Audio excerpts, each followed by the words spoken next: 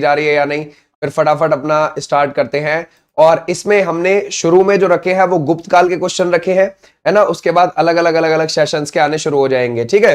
तो चलो फिर उसके बाद एक फुल प्रैक्टिस सेट हो जाएगा। ओके, तो टॉपिक वाइज करेंगे पहले, उसके बाद जीएस, ठीक है भाई, कंप्लीट।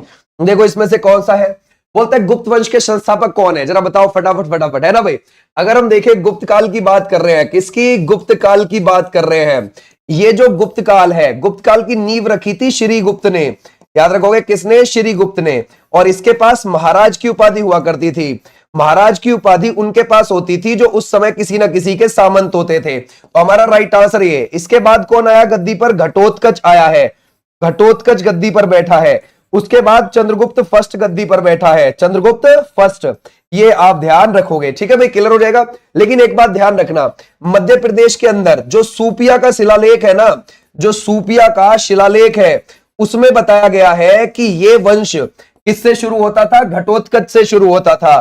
तो ऐसे भी आप ध्यान रखोगे, ठीक है भाई, क्लियर हो जाएगा। घटोत्कच ने इसकी स्थापना करी थी, ऐसा बोला जाता है। आ जाओ नेक्स्ट पर। बोलते हैं गुप्त संवत की शुरुआत किसने करी है, गुप्त कैलेंडर किसने शुरू किया है, जरा बताओ क्या लगाओगे। चंद्रगुप्त प्रथम ने, श्रीगुप्त ने, कुमारगुप्त ने, समुद्रगुप्त, है ना, समुद्रगुप्त ने। अभी हम लास्ट वाले क्वेश्चन पे कहां तक आ गए, घटो इस पे आ गए, ध्यान रखोगे चंद्रगुप्त फर्स्ट पे। तो हमारा राइट आंसर है इसमें से चंद्रगुप्त प्रथम, गुप्त संवत की शुरुआत इसने ही करी है। ओके, चंद्रगुप्त प्रथम ने। अब ये जो चंद्रगुप्त प्रथम है, इसने गुप्त कैलेंडर शुरू कर दिया, यानी कि गुप्तों का अपना अलग कैलेंडर, अलग संवत शुरू कर दिया। कब कर दिया, 3 है ना भाई, 319 ईस्वी में कर दिया था, ये बात ध्यान रखना, 319 ईस्वी में। अब एक बात बताओ, जो शक संवत था वो 78 ईस्वी में शुरू हुआ था, है ना भाई। तो इन दोनों में डिफरेंस कितना हो गया, 241 साल का हो गया, यानी कि दोनों कैलेंडर में कितना अंतर है ना। अगर आप देखोगे गुप्त संवत में और शक संवत में, ये 241 साल का अंतर आपको देखने को मिलता है। और चंद्रगुप्त प्रथम ने किससे विवाह किया था, ये किया था कुमार देवी से, ये एक लिच्छवी राजकुमारी थी, है ना भाई, ध्यान रखोगे, लिच्छवी राजकुमारी थी, ये भी आप ध्यान रखोगे। और इसने सोने के सिक्के भी चलाए थे, स्वर्ण मुद्रा भी चलाई थी, है ना। अगर आप देखोगे गुप्त काल में किसने सबसे पहले स्वर्ण मुद्रा चलाई है, तो वो इसी ने चलाई थी, ये भी आप ध्यान रखोगे, ठीक है, क्लियर हो जाएगा। आज नेक्स्ट पर। बोलते हैं भारत का नेपोलियन किसे कहा जाता है, भारत का नेपोलियन इसी के बेटे को बोला जाता है। अब इसका बेटा कौन है, चंद्रगुप्त फर्स्ट का, चंद्रगुप्त फर्स्ट का कौन है बेटा, वो हो जाएगा समुद्रगुप्त। कौन हो जाएगा, समुद्रगुप्त हो जाएगा। तो हमारा राइट आंसर कौन सा हो जाएगा, समुद्रगुप्त। किसने कहा है इसको, विंसेंट स्मिथ ने कहा है इसको, विंसेंट स्मिथ ने। तो हमारा राइट आंसर कौन सा हो जाएगा, समुद्रगुप्त वाले बच्चे, बिल्कुल बिल्कुल ठीक है, क्लियर हो जाएगा। भारत का चंद्रगुप्त फर्स्ट नहीं है भाई, गड़बड़ हो जाएगा, ये है, ये समझ गए, चंद्रगुप्त फर्स्ट का बेटा है ये। अच्छा, इसने 6 प्रकार के सिक्के चलाए थे। कितने प्रकार के चलाए थे, 6 प्रकार के, ठीक है भाई। और ये वीणा बजाता था, वीणा बजाते हुए भी इसके आपको सिक्के देखने को मिल जाएंगे, ठीक है भाई। संगीत का प्रेमी था ये भी आप ध्यान रखोगे, संगीत का प्रेमी था। इसका दरबारी कवि कौन था, हरिशैन था, हरिशैन। और हरिशैन से इसने प्रयागराज का स्तंभ लेख भी लिखवाया था। कौन सा स्तंभ लेख, कहां का, प्रयागराज का, ठीक है भाई, ध्यान रखोगे। प्रयागराज का स्तंभ लेख इसने लिखवाया संस्कृत भाषा में, क्योंकि गुप्त काल में भाषा कौन सी थी, संस्कृत भाषा ही चलती थी। ये लोग विष्णु जी की पूजा करते थे, विष्णु जी की पूजा, ठीक है भाई। आज नेक्स्ट पर। समुद्रगुप्त किसका उत्तराधिकारी हुआ, यानी कि समुद्रगुप्त जो है, जरा बताओ वो किसका उत्तराधिकारी था, किसके बाद गद्दी पर बैठा है, ऑब्वियसली चंद्रगुप्त फर्स्ट के, है ना भाई, चंद्रगुप्त फर्स्ट के। आज अभी नेक्स्ट पर। बोलते हैं इलाहाबाद प्रशस्ति की रचना किसने करी है, ये किसने करी, इलाहाबाद प्रशस्ति की, वो करी है हरिशैन ने, है ना, ध्यान रखोगे, किसने करी है, हरिशैन ने करी है। हमारा राइट आंसर हो जाएगा ये वाले बच्चे, बिल्कुल ठीक है। हरिशैन दरबारी कवि था और ये संस्कृत भाषा में इसने लिखा था। हरिशैन किसका दरबारी कवि था, अभी हमने देखा, ठीक है भाई, जरा बताओ क्या लगाओगे। हरिशैन जो हो जाएगा वो है समुद्रगुप्त का, इज द राइट आंसर, ठीक है भाई। जो प्रयागराज का स्तंभ लेख है ना, वो कई सारे राजाओं से जुड़ा हुआ है। अगर हम देखेंगे जो प्रयागराज का आप स्तंभ लेख देखते हो, वो कई राजाओं से जुड़ा हुआ है, जैसे कि अशोक से भी जुड़ा हुआ है, ठीक है भाई, अशोक से भी, जैसे कि समुद्रगुप्त से भी जुड़ा हुआ है, समुद्रगुप्त से भी, ठीक है भाई, क्लियर हो जाएगा, अशोक से, समुद्रगुप्त से। और इसके अलावा भी अगर आप देखोगे अकबर से जुड़ा हुआ है, जैसे बीरबल से जुड़ा हुआ है, ठीक है भाई, बीरबल से, जैसे जहांगीर से जुड़ा हुआ है। तो ऐसे भी आप ध्यान रखोगे। शाबाश, आ जाओ नेक्स्ट पर। बोलता है निम्नलिखित में से कौन सा कथन समुद्रगुप्त के बारे में गलत है। ठीक है भाई, समुद्रगुप्त के बारे में देखते हैं। बोलता है समुद्रगुप्त विष्णु जी का उपासक था क्या, या फिर वह संगीत प्रेमी था, या फिर आप लगाओगे उसे कविराज भी कहा जाता था, या फिर समुद्रगुप्त ने विक्रमांक की उपाधि धारण करी थी। अब जरा बताओ इनमें से कोई भी नहीं है या फिर एक से अधिक है। क्या लगता है इसमें से आपको कौन सी चीज इसमें से गलत लगती है। ठीक है भाई, जरा बताओ उसके बारे में कौन सी चीज गलत लगती है इनमें से, ऑप्शन में से, है ना। सोच समझ के दो आंसर, है ना। इसमें है इनमें से कोई चीज गलत नहीं है, वो सारी चीज उसकी ठीक है। समझ गए भाई, क्लियर हो जाएगा। इसमें से कोई चीज गलत नहीं है, ये बात ध्यान रखना। तो हमारा राइट आंसर कौन सा हो जाएगा, ये। ध्यान से पढ़नी है ये सारी चीजें, हार नहीं जाएगा इससे जब आप ढंग में पढ़ लोगे तो। ठीक है ना, ध्यान से देखना। आ जाओ भी नेक्स्ट पर। बोलता है चीनी बौद्ध यात्री फाहियान किस गुप्त शासक के शासनकाल में आया है। जरा बताओ किसके शासनकाल में आया। जब हम देखते हैं ये जो चंद्रगुप्त सेकंड है, चंद्रगुप्त सेकंड, अब ये किसका बेटा है, समुद्रगुप्त का बेटा, जिसके बारे में अभी हम पढ़ चुके। समुद्रगुप्त भारत का नेपोलियन था, उसका बेटा है कौन, चंद्रगुप्त सेकंड। इसके पास विक्रमादित्य की उपाधि थी, विक्रमादित्य। इसके पास शकारी की उपाधि भी थी, शकारी की उपाधि। ठीक है भाई, और 375 ईस्वी में, है ना, ये गद्दी पर बैठा था। 415 ईस्वी तक के लिए बैठा था ये। कब तक, 415 ईस्वी तक गद्दी पे बैठा था ये। इसी के दरबार में फाहियान आया था, यानी कि चंद्रगुप्त सेकंड के दरबार में आया था फाहियान। ठीक है भाई, क्लियर हो जाएगा। इसी के दरबार में आया। फाहियान कहां से आया था, वो एक चीनी यात्री था। क्लियर हो जाएगा, चीनी यात्री था। ठीक है भाई, क्लियर हो जाएगा। ये जो आप चंद्रगुप्त सेकंड देख रहे हो, इसने चांदी के सिक्के चलवाए थे, चांदी के सिक्के। किसमें, गुप्त काल के अंदर। इसके बड़े भाई का नाम क्या था, इसका बड़ा भाई था रामगुप्त।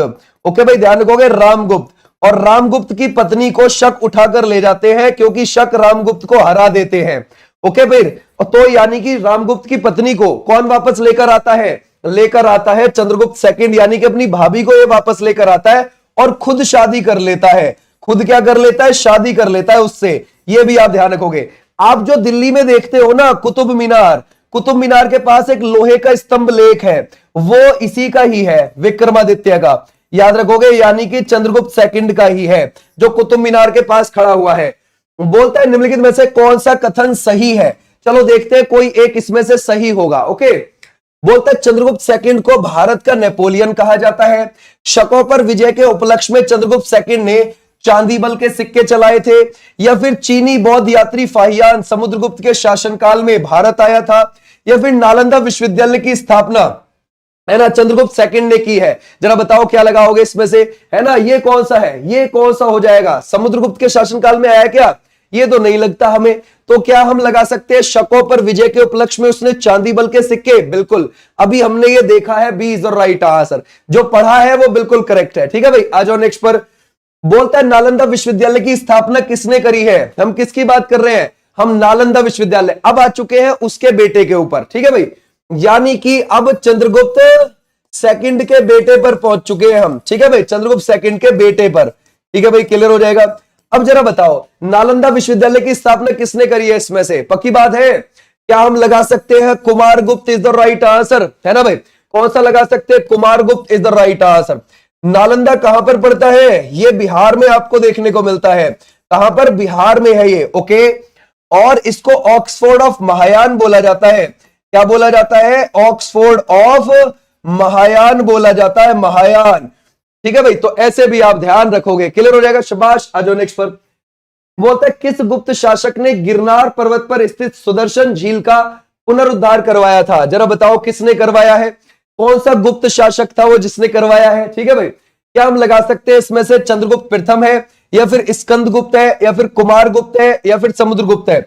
अभी हम कुमारगुप्त तक पढ़ा है जिसने नालंदा विश्वविद्यालय बनवाया। उसके बाद स्कंदगुप्त गद्दी पे बैठा है।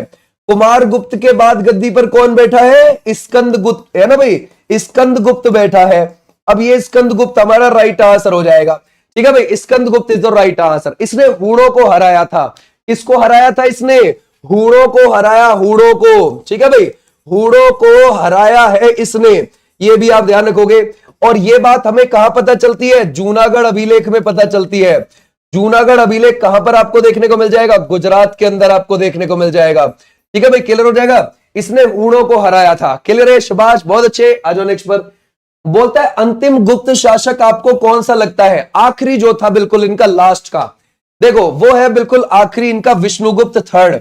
कौन है? विष्णुगुप्त थर्ड इनका आखिरी हो जाएगा बिल्कुल लास्ट का। अच्छा, अगर आपसे ये पूछे इसमें सती प्रथा का उल्लेख, सती प्रथा का उल्लेख सबसे पहले हमें गुप्त काल में पता चलता है कि है ना, सती प्रथा भी कोई चीज थी। हाँ, इसमें ना एक भानुगुप्त नाम का शासक हुआ करता था, भानुगुप्त, उसका एक एरण अभिलेख है जो मध्य प्रदेश से प्राप्त हुआ, तो वहीं से हमें पता चला है सती प्रथा के बारे में। ठीक है भाई, क्लियर हो जाएगा, शाबाश, बहुत अच्छे। आ जाओ नेक्स्ट पर।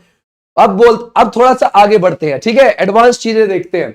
गुप्त काल में सिल किसे कहा जाता था? अब इसका एडमिनिस्ट्रेटिव सिस्टम देखते हैं। ओके, सिल का मतलब क्या है? सिल कृषि करने योग्य भूमि या फिर वास करने योग्य भूमि, ऐसी भूमि जो जोतने योग्य ना हो, या फिर पशुओं के चारा योग्य भूमि। जरा बताओ क्या लगाओगे, है ना भाई। बोलता है सिल का मतलब क्या हो जाएगा, जरा बताइए। सिल का मतलब क्या है? ऐसी भूमि जो जोतने योग्य ना हो उसको बोलेंगे सिल। ठीक है भाई, ध्यान रखोगे, सिल यानी कि बंजर। ठीक है भाई, ध्यान रखो, बंजर। आ जाओ नेक्स्ट पर। बोलता है गुप्त काल में अपरहत किसे कहा जाता? अपरहत किसको बोला जाता है? जरा बताओ क्या लगाओगे। कृषि करने योग्य भूमि को बोलेंगे, या फिर ऐसी भूमि जो जंगली होती है, या फिर आप लगाओगे ऐसी भूमि जो जोतने योग्य ना हो, या फिर पशुओं की काग योग्य। जरा बताओ क्या लगाओगे इसमें से, है ना। इस बार कौन सा बनेगा? अगर हम देखें अपरहत, सिल तो है जिस पर आप जोतने योग्य नहीं है, सिल भूमि, ठीक है। अपरहत कैसी है? ऐसी भूमि जो जंगली होती है, ऐसी भूमि जो जंगली होती है, जिस पर जंगली जंगल खड़े हुए हों। ठीक है भाई, क्लियर हो जाएगा, शाबाश। आ जाओ नेक्स्ट पर। अब अगला ध्यान से सुनना इस क्वेश्चन को, ओके, गलत ना हो जाए। निम्नलिखित में से कौन सा कथन गलत है? ठीक है, गलत देखते हैं। गुप्त काल का प्रसिद्ध मंदिर दशावतार मंदिर यूपी के देवगढ़ में है क्या? या फिर गुप्त काल में कृषि करने योग्य भूमि को क्षेत्र कहा जाता था क्या? है ना भाई। गुप्त काल में पुलिस विभाग का मुख्य अधिकारी दंडपाशिक कहलाता था क्या? गुप्त काल में गुप्तचर को चाट और भाट कहा जाता था। कोई एक आपको इसमें से गलत लगता है, बाकी सब ठीक है। ठीक है भाई, जरा बताओ क्या लगाओगे, है ना। ये कौन सा हो जाएगा? शाबाश, बहुत अच्छे, कर सकते हैं, है ना भाई। ये कौन सा हो जाएगा इसमें से? बहुत बहुत बढ़िया, है ना। गड़बड़ कर रहे हो, बी डी लगा रहे हैं, चलो देखते हैं। ठीक है, देखो बिल्कुल ठीक है, यूपी के देवगढ़ में है। देवगढ़ कहां पर है? ललितपुर में है। ये बिल्कुल ठीक आप कर रहे हो, कोई दिक्कत वाली बात नहीं है ना। कृषि करने योग्य भूमि को क्षेत्र बोला जाता था, कोई दिक्कत वाली बात नहीं है ना। गुप्त काल में पुलिस विभाग के मुख्य अधिकारी को दंडपाशिक बोला जाता था, बिल्कुल ठीक है, कोई दिक्कत नहीं है। गुप्तचर को चाट और भाट दो नाम से क्यों जानेंगे भाई? ठीक है भाई, ध्यान को गड़बड़ हो जाएगी, है ना भाई। गुप्तचर को चाट और भाट के नाम से नहीं जाना जाता था। ठीक है भाई, क्लियर हो जाएगा, समझ गए। चाट का मतलब होता है साधारण सैनिक, समझ गए, साधारण सैनिक होता है इनके समय पर। ठीक है भाई, क्लियर हो जाएगा। ऐसे भी आप ध्यान रखोगे। सेना का सर्वोच्च अधिकारी क्या बोला जाएगा? सेना का जो सर्वोच्च अधिकारी है वो क्या बोला जाएगा? महाबलाधिकृत। क्या बोला जाएगा? महाबलाधिकृत। ठीक है भाई, ध्यान रखोगे, महाबलाधिकृत बोला जाता है उसे, ये भी आप ध्यान रखोगे, है ना भाई। अगर हम देखें सोने के सिक्के को क्या बोला जाता है? यहां पर दीनार बोला जाता है, दीनार। सोने के सिक्के को बोला जाता है दीनार, और वो दीनार 144 ग्रेन की हुआ करती थी। कितने ग्रेन की हुआ करती थी? 144 ग्रेन की। ठीक है, क्लियर हो जाएगा। आ जाओ नेक्स्ट पर। इनमें से कौन सा कथन गलत है? फिर तुम्हें एक गलत निकालना है, ध्यान से निकालना है। बट गुप्त काल में सिंचाई के लिए रहट का प्रयोग होता था क्या? बैलों के थ्रू जो पानी निकालते हैं। कायस्थों का सर्वप्रथम वर्णन याज्ञवल्क्य के स्मृति में मिलता है क्या? पहली बार सती होने का प्रमाण भानुगुप्त के एरण अभिलेख से मिलता है क्या? गुप्त शासक मुख्यतः बौद्ध धर्म के उपासक थे। जरा बताओ क्या लगाओगे इसमें से, है ना। अभी बताओ क्या होगा इसमें से। बहुत आसान है इसका आंसर करना, बहुत आसान, समझ गए। इसके बारे में डिस्कस करके आए हैं हम पीछे, आराम से निकाल सकते हो यहां से आंसर तुम। ठीक है, बहुत अच्छे, डी लगा रहे हो, समझ गए बात को।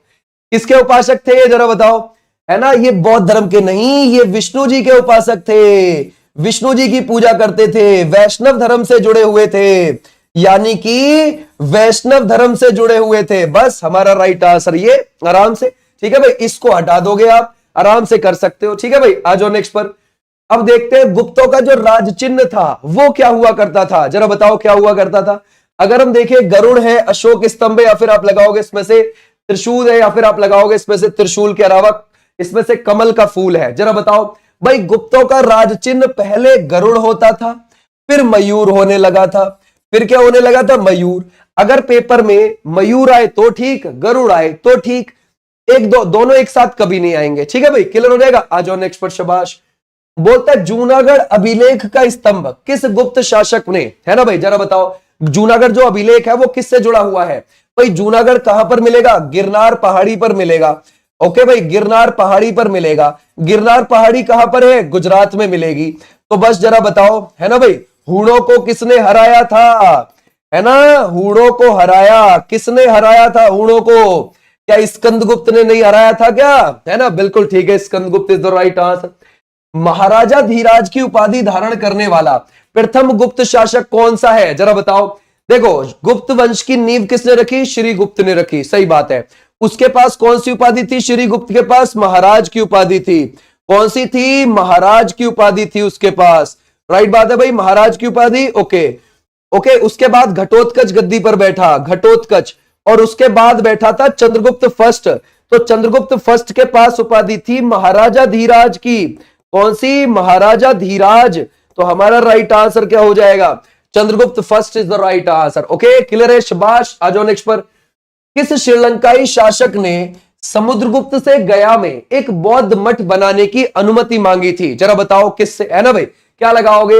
अगर हम देखें किस श्रीलंकाई शासक ने समुद्रगुप्त से, किससे, समुद्रगुप्त जिसको भारत का नेपोलियन बोला जाता है, उससे गया के अंदर, गया कहां है, बिहार में है, अब उसको गया जी बोलते हैं, एक बौद्ध मठ बनाने की अनुमति मांगी थी। जरा बताओ किसने मांगी थी, क्या लगाओगे। शाबाश, बहुत अच्छे, कर सकते हैं, है ना भाई। इसमें से कौन सा हो जाएगा, एक, बिल्कुल ठीक है, पक्की बात है। सी नहीं है भाई, सी नहीं है, डी वाला एक बच्चा है, ठीक है भाई, देसी बालक, बिल्कुल ठीक है, Meghavarna is the right answer. Meghavarna वाले बच्चे बिल्कुल ठीक है। अच्छा, इसमें जो टैक्स लिया जाता था वो साल भर की उपज का 1/6 लिया जाता था, उपज का 1/6 लिया जाता था साल भर की का। ठीक है भाई, क्लियर हो जाएगा। ऐसे भी आप ध्यान रखोगे, टैक्स को बोलते थे भाग, और जो भोग टैक्स होता था ना, भोग, उसमें राजा फल और सब्जियां लेता था दिन भर की। ठीक है भाई, फल और सब्जियां दिन भर के लिए यूज होने में लेता था, ये भी आप ध्यान रखोगे। ठीक है, गुप्त काल में महिला और पुरुष की संख्या बराबर थी, ये भी आप ध्यान रखोगे। महिला प्लस पुरुष की संख्या गुप्त काल में बराबर थी, ये बात ध्यान रखना। ठीक है भाई, क्लियर हो जाएगा, ये भी आप ध्यान रख सकते हो। क्लियर है, समझ गए। तो ऐसे, अच्छा, जो चंद्रगुप्त सेकंड है ना, उसके दरबार में कौन रहते थे, नवरत्न रहते थे, नवरत्न। ठीक है भाई, ये नवरत्न का कॉन्सेप्ट अकबर ने भी कॉपी किया था, अकबर ने कॉपी किया था इसको, ये भी आप ध्यान रखोगे। ठीक है भाई, क्लियर हो जाएगा। सबसे ज्यादा गुप्त काल के जो सिक्के मिले हैं वो मिले हैं बयाना से। बयाना आपको कहां पर देखने को मिलेगा, भरतपुर में देखने को मिलेगा, राजस्थान में, है ना भाई, भरतपुर राजस्थान से देखने को मिले हैं। ओके, और सोने के सिक्के को क्या बोला जाता था, दीनार बोला जाता था। ओके, आ जाओ भाई नेक्स्ट पर। अब अगला कांग्रेस से अब क्वेश्चन आएंगे, ठीक है, अगले टॉपिक से। भारतीय राष्ट्रीय कांग्रेस की स्थापना जरा बताओ, क्या लगाओगे। अगर हम देखें अपने कांग्रेस को, भाई ये कांग्रेस जो बनी है सिर्फ कांग्रेस के नाम से बनी थी शुरू में, 28 दिसंबर 1885 में, राइट बात है, क्लियर हो जाएगा। और इसका पहला अधिवेशन 28 दिसंबर से लेकर 31 दिसंबर के बीच में बॉम्बे में हुआ। ठीक है भाई, बॉम्बे में हुआ, और इसके अध्यक्ष थे व्योमेश चंद्र बनर्जी। कौन थे पहले अधिवेशन के, व्योमेश चंद्र बनर्जी थे इसके अध्यक्ष, राइट बात है भाई। तो हमारा राइट आंसर हो जाएगा ये। स्थापना किसने करी है, एओ ह्यूम ने करी है। एओ ह्यूम ने स्थापना करी है, किसके कहने पर, डफरिन वायसराय के कहने पर। डफरिन 1884 से 1888 तक हमारा वायसराय था। और पहले अधिवेशन में कितने मेंबर आए थे, वो आए थे 72, और 72 में से 38 बॉम्बे स्टेट से ही थे। ओके भाई, क्लियर हो जाएगा, बॉम्बे से ही थे, ये भी आप ध्यान रखोगे। तो इसका नाम शुरू में सिर्फ कांग्रेस था, 1891 में जाके दादा भाई नौरोजी के कहने पर इंडियन नेशनल कांग्रेस किया गया, भारतीय राष्ट्रीय कांग्रेस किया गया। बोलता है दिसंबर 1885 में भारतीय राष्ट्रीय कांग्रेस की स्थापना किस स्थान पर की गई है, क्या लखनऊ में, बॉम्बे में, कलकत्ता में, या फिर दिल्ली में, ये कहां पर की गई है, जरा बताओ क्या लगाओगे। शाबाश, बहुत अच्छे, है ना। इसकी जो स्थापना है दिसंबर 1885 के हिसाब से हमें लगाना है, जरा बताओ क्या लगाओगे इसमें से, है ना। Mumbai is the right answer, है ना भाई, जिसको हम मुंबई बोलते हैं, पहले बॉम्बे, पहले बॉम्बे एक प्रेसिडेंसी थी पूरी। ठीक है, तो ऐसे आप ध्यान रखोगे, हमारा राइट आंसर ये। बोलता है कितने प्रतिनिधि द्वारा भारतीय राष्ट्रीय कांग्रेस की स्थापना की गई थी, शुरू में पहले अधिवेशन में जो आए थे, जरा बताओ कितने आए थे, 50 आए, 60 आए, या फिर 72 आए, या फिर 82 आए। तो हमारा राइट आंसर क्या हो जाएगा, हमारा है 72I। आ जाओ नेक्स्ट पर। बोलते हैं निम्नलिखित में से कौन भारतीय राष्ट्रीय कांग्रेस के गठन के समय भारत का वायसराय था, जरा बताओ कौन था, है ना भाई। क्या लिटन था या फिर डफरिन था, रिपन था या फिर मेयो था, ये कौन हो जाएगा, जरा बताओ क्या होगा। तो सर इस समय पर कौन था, डफरिन था। डफरिन, डफरिन के दिमाग की उपज ही तो है, ठीक है भाई, ध्यान रखोगे, इसके दिमाग की ही उपज थी। भारतीय राष्ट्रीय कांग्रेस के आपको संस्थापक कौन लगते हैं, अभी देखे हमने संस्थापक कौन है, ये है Allan Octavian Hume is the right answer, यानी कि A.O. ह्यूम, ठीक है भाई, A.O. ह्यूम, ऐसे भी आप ध्यान रख सकते हैं। क्लियर है, शाबाश। आ जाओ नेक्स्ट पर। भारतीय राष्ट्रीय कांग्रेस का पहला महासचिव जरा बताओ, पहला अध्यक्ष कौन है, पहला अध्यक्ष व्योमेश चंद्र बनर्जी, लेकिन उसका पहला महासचिव कौन है, पहला महासचिव क्या दादाभाई नौरोजी, A.O. ह्यूम, बदरुद्दीन तैयब जी, फिरोज शाह मेहता, कौन हो जाएगा। तो सर उसका पहला महासचिव था A.O. ह्यूम, याद रखोगे कौन सा हो जाएगा, B is the right answer. कौन सी लगा रहा है ना भाई, हमारा राइट आंसर A.O. ह्यूम ही था उसका महासचिव। बोलता है भारतीय राष्ट्रीय कांग्रेस के गठन संबंधी आंदोलन की शुरुआत किसने करी है, जरा बताओ क्या लगाओगे, किसने करी है ये शुरुआत। ये क्या पूछ रहा है, ये यूं कह रहा है कि हाँ भाई एक कांग्रेस बननी चाहिए, समझ गए, उसके लिए आंदोलन हल्का सा वो किसने शुरू किया, जरा बताओ। क्या WC बनर्जी ने किया या फिर एनी बेसेंट या फिर गांधी जी या फिर A.O. ह्यूम। तो हमारा राइट आंसर क्या हो जाएगा, इंडियन नेशनल कांग्रेस के लिए तो हमारा राइट आंसर हो जाएगा यहां पर भी A.O. ह्यूम, समझ गए, A.O. ह्यूम उसी ने तो करी थी। क्लियर हो जाएगा। आ जाओ नेक्स्ट पर देखते हैं। बोलता है A.O. ह्यूम के संबंध में इनमें से कौन सा कथन सही नहीं है। ओके, कोई एक सही नहीं है, ध्यान से सुनेंगे। ओके भाई, क्लियर हो जाएगा। बोलता है उसने भारतीय राष्ट्रीय कांग्रेस की स्थापना की, या फिर उसने कांग्रेस के वार्षिक सत्रों की 2 बार अध्यक्षता की, या फिर वह है ना ऑर्निथोलॉजिस्ट था, या फिर वह भारतीय सिविल सेवा का सदस्य था। जरा बताओ क्या लगाओगे, एक चीज गलत है इसमें से A.O. ह्यूम के बारे में, ठीक है भाई, क्लियर हो जाएगा। जरा बताओ इसमें से क्या हो जाएगा, पक्की बात है, तो ये हो जाएगा, ध्यान रखोगे, उसने कांग्रेस के वार्षिक सत्रों की 2 बार अध्यक्षता की, ये गलत है, ठीक है भाई, क्लियर हो जाएगा, ये इसको आप हटा दोगे। वह कौन सा भारतीय नेता था जिसने बनारस के राजा शिव प्रसाद के साथ 1885 में भारतीय राष्ट्रीय कांग्रेस के संगठन का विरोध किया, जरा बताओ क्या लगाओगे। वह कौन सा भारतीय राजनेता था जिसने बनारस के राजा शिव प्रसाद के साथ 1885 में भारतीय राष्ट्रीय कांग्रेस के संगठन का विरोध किया। बोला कि भाई ये गलत बना है, ये नहीं बनना चाहिए था, जरा बताओ किसने। क्या आप लगाओगे बदरुद्दीन तैयब जी है, या फिर आप लगाओगे नवाब अब्दुल लतीफ है, मोहम्मद अली जिन्ना है, या फिर आप लगाओगे सर सैयद अहमद खां है। तो हमारा राइट आंसर कौन सा हो जाएगा, Sir Syed Ahmed Khan is the right answer. Clear हो जाएगा। देखो क्या होता है कभी कभी, जैसे मान के चलो आपके जिले में कुछ लोगों को पकड़ के कोई एक कुछ भी विभाग बना दिया जाए कि जी ये जल सफाई का विभाग है, ठीक है भाई, ध्यान रखोगे। अब उसमें पद बना दो, ये अध्यक्ष है उसके, है ना, ये जनरल सेक्रेटरी है उसके, ये उपाध्यक्ष है उसके, ये उसके सगे भैया, ये चाचा के, ताऊ के, है ना, ऐसे बन जाएंगे। तो पहले शुरू में कांग्रेस को सब ऐसे ही देख रहे थे, इसी हिसाब से देख रहे थे पहले, समझ गए, कहा जी कांग्रेस ऐसे ही है, बस सबको पद मिल गए हैं, एंजॉय कर रहे हैं। लेकिन आगे जाके मैटर सीरियस हो गया कांग्रेस की तरफ से। ओके, तो हमारा राइट आंसर हो जाएगा ये वाले बच्चे, बिल्कुल ठीक है। आ जाओ भी नेक्स्ट पर। बोलता है भारतीय राष्ट्रीय कांग्रेस का पहला सत्र किसमें आयोजित किया गया था, जरा बताओ क्या लगाओगे। शाबाश। अगर हम देखें कलकत्ता में, बॉम्बे में, सूरत में, या फिर आप लगाओगे मद्रास में, ये कौन सा है। शाबाश, ध्यान से जरा बताओ कौन सा होगा। सर भारतीय राष्ट्रीय कांग्रेस का पहला सेशन हुआ था बॉम्बे में, ठीक है भाई, कहां पर हुआ है, Bombay is the right answer. भारतीय राष्ट्रीय कांग्रेस के प्रथम सत्र की अध्यक्षता किसने करी, अभी हमने देखा पहले वाले की किसने करी, WC बनर्जी ने करी। जब इसका दूसरा 1886 में हुआ कलकत्ता के अंदर, तो वहां पर दादाभाई नौरोजी ने करी थी, ठीक है भाई, दादाभाई नौरोजी ने। फिर 1887 में हुआ मद्रास के अंदर, तब बदरुद्दीन तैयब जी ने करी थी, बदरुद्दीन तैयब जी ने। फिर इसका 1888 में हुआ था, और यहां पर किसने करी है, जॉर्ज यूल ने करी है अध्यक्षता, और ये इलाहाबाद में हुआ जिसे आज हम प्रयागराज बोलते हैं, ठीक है भाई, ऐसे भी आप ध्यान रखोगे। तो पहले वाले में हिंदू अध्यक्ष थे, दूसरे में पारसी अध्यक्ष थे, तीसरे में मुस्लिम अध्यक्ष थे, और चौथे में थे, ध्यान रखोगे, ईसाई अध्यक्ष। क्लियर है। आ जाओ नेक्स्ट पर। बोलते हैं 1885 में कांग्रेस के पहले अधिवेशन में कितने प्रतिनिधियों ने भाग लिया, है ना भाई, हमारा राइट आंसर कौन सा हो जाएगा, पहले वाले में 72 लोगों ने। बोलते हैं भारतीय राष्ट्रीय कांग्रेस के दूसरे अधिवेशन में कितने प्रतिनिधियों ने भाग लिया। अब दूसरे वाले का बताओ, क्या 434 है, 190 है, 212 है, 628 है। सेकंड वाला 1886 में हुआ था, और ये कलकत्ता में हुआ था, और दादाभाई नौरोजी ने इसकी अध्यक्षता करी थी। अब यहां पर जो मेंबर्स आए थे वो कितने आए थे, जरा देखो, क्या लगाओगे, है ना भाई, शाबाश, गड़बड़ ना हो जाए, कितने मेंबर आए थे यहां पर, जरा बताओ, है ना, क्या हम लगाएंगे 434, है ना भाई। सेकंड वाले में हम कितने लगाएंगे, 434 is the right answer. Second वाले में आप इतने बताओगे, 212 कौन लगा रहा है, ये गड़बड़ हो जाएगी, 434 आए थे।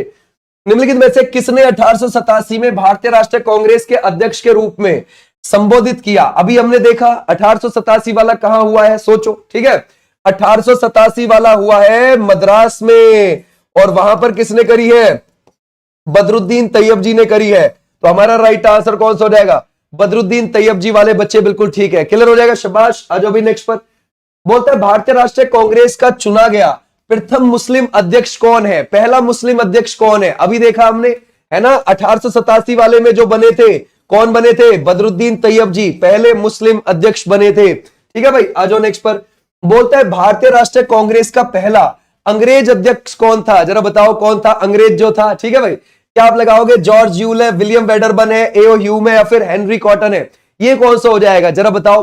देखो, अगर हम देखिए, विलियम वेडरबर्न ने 1889 और 1910 दो अधिवेशन में अध्यक्षता कर रखी थी, ओके।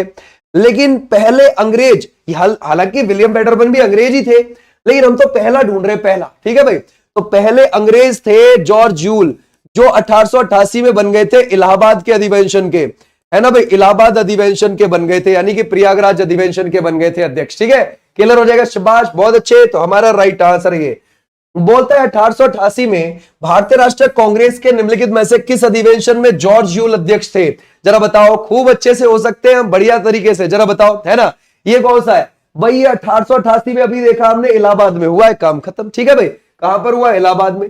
1888 के किस अधिवेशन में कांग्रेस के संविधान का निर्माण किया गया, कांग्रेस का संविधान आ गया था, उसके रूल रेगुलेशन आ गए थे कांग्रेस के। अब 1888 में कहां पर हुआ है, इलाहाबाद में हुआ है। हमारा काम खत्म, यहां पे इतना सा ढूंढना है हमें, ठीक है भाई।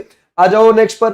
बोलता है भारतीय राष्ट्रीय गीत वंदे मातरम पहली बार किस राजनीतिक अवसर पर गाया गया था, जरा बताओ, किस राजनीतिक अवसर पर गाया गया। क्या आप लगाओगे इसमें से, इंडियन नेशनल कांग्रेस 1896, भारतीय राष्ट्रीय कांग्रेस 1900, या फिर भारतीय राष्ट्रीय कांग्रेस अधिवेशन 1903, या फिर भारतीय राष्ट्रीय कांग्रेस 1911।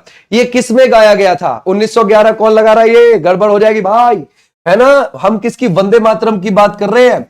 ये कलकत्ता के अधिवेशन में 1896 में गाया गया है, समझ गए भाई, 1896 में गाया गया है। और जो जनगण मन है वो किसमें गाया गया है, वो 1911 के कलकत्ता अधिवेशन में गाया गया है। वो हमारा राष्ट्रीय गान है, ये राष्ट्रीय गीत है, ठीक है भाई। तो ऐसे आप ध्यान रखोगे, क्लियर हो जाएगा, शाबाश। आ जाओ नेक्स्ट पर। भारतीय राष्ट्रीय कांग्रेस के 19वें सत्र के अध्यक्ष कौन थे, जरा बताओ। ऐसे क्वेश्चन आ जाते हैं ना, ठीक है। अब जरा बताओ, 19वें के बारे में आपसे पूछा हुआ, कौन थे वो। अगर हम देखें, सुरेंद्रनाथ बनर्जी थे, गोपाल कृष्ण गोखले, या फिर आप लगाओगे लाल मोहन घोष, ये कौन हो जाएंगे, क्या लगाओगे इसमें से। अगर हम देखें, जो सुरेंद्रनाथ बनर्जी हैं वो तो 18वें के हैं, वो 18वें के हैं, 1902 वाले, ठीक है जी, नो प्रॉब्लम, ठीक है, क्लियर हो जाएगा। और हमसे 19वां पूछा गया है, तो 19वें के कौन हो जाएंगे, 1903 के, जरा बताओ क्या लगाओगे। 20वें 1904 के ये हो जाएंगे, 20वें 1904 के ये हो जाएंगे, 19वें के ये हो जाएंगे 1903 के, ठीक है भाई, क्लियर हो जाएगा। और फिर हो जाएंगे कौन, 21वें 1905 के वो हो जाएंगे, ध्यान रखोगे, गोपाल कृष्ण गोखले जी, ठीक है भाई, क्लियर हो जाएगा, शाबाश। ऐसे आप ध्यान रखोगे, ऐसे भी आप ध्यान रखोगे, तो हमारा राइट आंसर हो जाएगा Lal Mohan Ghosh is the right answer, ठीक है भाई, क्लियर हो जाएगा। गोपाल कृष्ण गोखले नहीं है, गड़बड़ हो जाएगा, Lal Mohan Ghosh is the right answer, clear है, समझ गए यहां तक। आज भी नेक्स्ट पर नेक्स्ट देखते हैं। बोलता है 1906 में कलकत्ता में आयोजित हुए कांग्रेस अधिवेशन के अध्यक्ष कौन थे, 1906 की बात कर रहे हैं। देखो, जो दादा भाई नौरोजी है ना, उन्होंने एक तो 1886 में कांग्रेस अधिवेशन की अध्यक्षता करी, एक 1896 में, सॉरी 1893 में, एक बार कब करी है उन्होंने, एक बार करी है 1906 में, तो 3 बार करी है दादा भाई नौरोजी ने। तो हमारा राइट आंसर है दादा भाई नौरोजी। इनको क्या बोला जाता है, grand old man of India बोला जाता है, grand old man of India बोला जाता है। तो ये भी आप ध्यान रखोगे, ठीक है भाई, क्लियर हो जाएगा, grand old man of India. तो हमारा राइट आंसर ये वाले बच्चे, बिल्कुल बिल्कुल ठीक है। इनका जन्म कब हुआ, वो हुआ है 1825 में, 1917 में इनका निधन हो गया। और ये एक पारसी व्यापारी थे, क्या थे, एक पारसी व्यापारी थे, ये भी आप ध्यान रखोगे। आज और नेक्स्ट पर नेक्स्ट देखते हैं। बोलता है निम्नलिखित में से किस वर्ष भारतीय राष्ट्रीय कांग्रेस का विभाजन नरम दल और गरम दल में हुआ? जरा बताओ क्या कांग्रेस का डिवाइडेशन हो गया था, कब हो गया था? जरा बताओ। देखो ऐसा हुआ, एक तरफ तो हो गया था गरम दल और एक तरफ हो गया था नरम दल। कांग्रेस दो धड़ों में बंट चुकी थी। नरम में जो आते थे वो उदारवादी आते थे, उदारवादी, और जो गरम में आते थे वो अतिवादी आते थे, अतिवादी। ठीक है भाई, क्लियर हो जाएगा, अतिवादी आते थे। ओके, अब देखो ये कब हो गया? ये डिवाइडेशन हो गया 1907 में, सूरत अधिवेशन में हो गया। हालांकि ये दोनों ही दल एक साथ भी आ गए थे। वो कब आ गए थे? 1916 के लखनऊ अधिवेशन में आ गए, है ना, लखनऊ अधिवेशन में आ गए थे एक साथ। जो गरम दल वाले हैं जैसे कि लाला लाजपत राय है, जैसे कि बाल गंगाधर तिलक है, ठीक है भाई, ध्यान रखोगे, जैसे कि बिपिन चंद्र पाल है, जैसे कि अरविंदो घोष है, ठीक है भाई, ऐसे आप ध्यान रखोगे, ये है गरम दल में। जैसे कि दादाभाई नौरोजी हैं नरम दल वाले, है ना भाई, दादाभाई नौरोजी। जैसे कि फिरोज शाह मेहता हो जाएंगे, फिरोज शाह मेहता हो जाएंगे। जैसे कि आप देख रहे हो गोपाल कृष्ण गोखले हो जाएंगे। ये हमारे किस में है? ये नरम दल में है, उदारवादी नेता है, लेकिन ये अतिवादी है इधर जो है। तो ये डिवाइडेशन हो गया था कांग्रेस का। निम्नलिखित में से किस अधिवेशन में कांग्रेस दो गुटों में विभाजित हो गया था? जरा बताओ, है ना, क्या लगाओगे? अभी हमने देखा तो है 1907 के, है ना, सूरत अधिवेशन में हो गया था। बोलता है कौन सूरत सत्र 1907 में भारतीय राष्ट्रीय कांग्रेस के अध्यक्ष के रूप में निर्वाचित हुए थे? अच्छा, जो निर्वाचित हुए थे वो कौन है? जरा बताओ, है ना भाई, किसको बनाया गया था? है ना, रास बिहारी घोष है, या फिर लाला लाजपत राय है, या फिर बिपिन चंद्र पाल है, या फिर बाल गंगाधर तिलक है। इनका विभाजन क्यों हुआ? देखो विभाजन के पॉइंट याद रखना आप। पहली बात है, जो 1905 में बंगाल का विभाजन हुआ था ना, उसके बाद जो स्वदेशी आंदोलन चला था, स्वदेशी आंदोलन को गरम दल वालों ने यह बोला था कि पूरे देश में फैलाओ, इसको पूरे देश में चलाओ, लेकिन नरम वाले क्या कह रहे थे? नहीं, सिर्फ बंगाल में फैलने देंगे। तो एक तो यह मतभेद था इनके बीच में।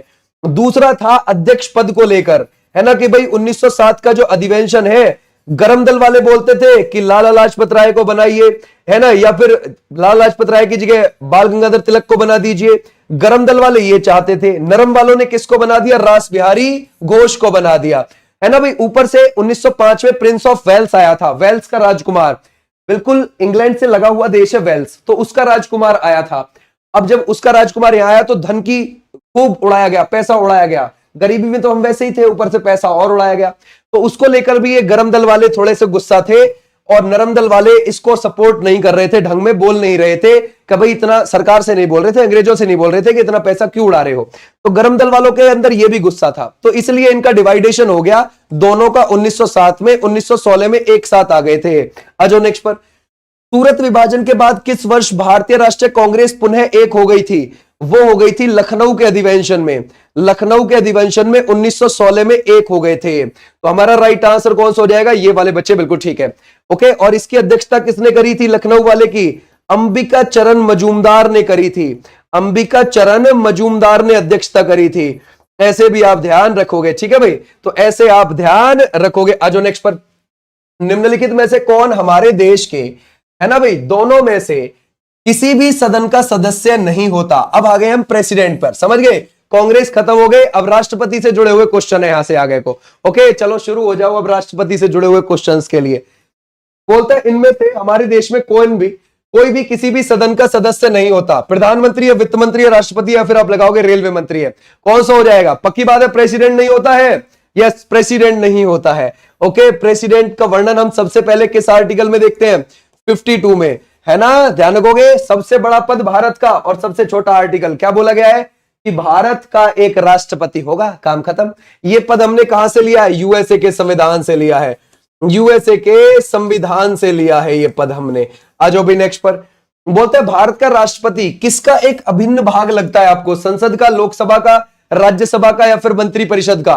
किसका हो जाएगा? जरा एक मिनट तुम आंसर करो, मैं इसको थोड़ा सा, है ना, चलो अब बताओ इसमें कौन सा बोलता है? बोलता है भारत का राष्ट्रपति किसका एक अभिन्न भाग होता है? संसद का होता है, लोकसभा का होता है, या फिर आप लगाओगे राज्यसभा, या फिर आप लगाओगे मंत्रिपरिषद?